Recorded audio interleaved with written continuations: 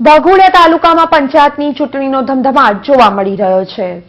વાઘોડિયા તાલુકા ખાતે નવી નગરી વિસ્તારમાં જનતા દળ યુનાઇટેડ પાર્ટી દ્વારા ચૂંટણીના પ્રચાર અર્થે જાહેર સભાનું આયોજન કરવામાં આવ્યું હતું। આ સભામાં ભીલીસ્થાન ટાઇગર સેના અધ્યક્ષ મહેશભાઈ વસાવા તેમજ વાઘોડિયા તાલુકા ખાતે જેડીયુ પાર્ટીમાં પ્રમુખ ઉમેદવાર તરીકે સઈદભાઈ ભીખાભાઈ મંસૂરી તેમજ અનેક કાર્યકરોએ હાજરી આપી હતી। તેમજ આ જાહેર સભામાં વાઘોડિયા તાલુકાની મોટી સંખ્યામાં પ્રજાએ હાજરી આપી હતી।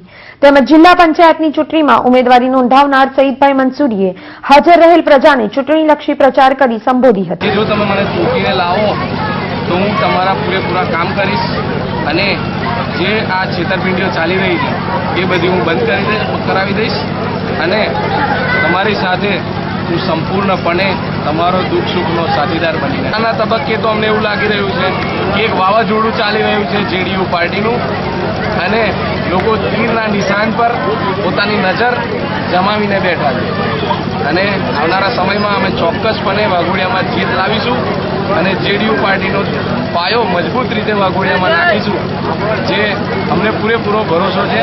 આ વાઘોડિયાની અંદર અમારા ઉમેદવાર તરીકે સૈયદભાઈ મંસૂરી જેવા જિલ્લાના ઉમેદવાર છે, બાકીના તાલુકાના ઉમેદવારો માટે અમે પ્રચારમાં આવ્યા છે અને અમે ગુજરાતની અંદર 1300 ઉમેદવારો અમારા જનતા દળ તરફથી ઊભા છે અને આ મેસેજ અમે ગુજરાતમાં આપવા માંગીએ છીએ કે થર્ડ ફોર્થ પાર્ટી તરીકે અમે આ ગુજરાતની અંદર ઉભરી આવીશું। જે પાટીદારોએ અનામત ચલવેલી હતી એનાથી આ બધા જાગૃત થયા છે।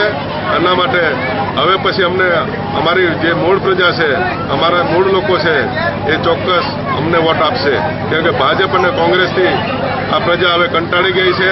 આઝાદી પછી ભાજપ કોંગ્રેસે આ લોકોને ગરીબ રાખ્યા છે।